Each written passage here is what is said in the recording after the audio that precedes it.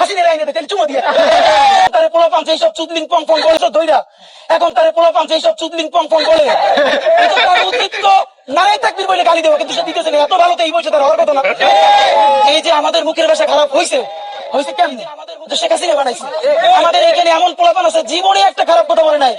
জুলাইয়ের গণহত্যায় রক্ত দেখা মস্তিষ্ক উইরা যাওয়া দেখা এমন কোন জঘন্য ভাষা নাই সে শেখ হাসিনার ব্যাপারে প্রয়োগ করে নাই। কারণ গণহত্যাকারীর বিপরীতে মাজলুমের গালি হইল তার মহতাব্য। বা এখন আবার কিছু বুদ্ধিজীবী দাঁড়িয়েছে তোমরা গালি দাও, দিবি কি তেলে চুমা, হাসিনের আইনে তেলে চুমা দিয়ে বদমাইশ কোথাকার। তো এইসব গ্রুপ দিয়ে চলবে না। আপনাদেরকে স্পষ্ট জানাইতে চাই, আমেরিকান লবি বলুক, দিল্লির লবি বলুক, কোন লবিতে আমার 1400-র অধিক শহীদ তার রক্তের সাথে মুনাফিকি কইরা বাংলাদেশে হাসিনার বিচার করার আগে নির্বাচন অবশ্যই হওয়া লাগবে, কিন্তু তার আগে বিচার নিশ্চিত করতে হবে।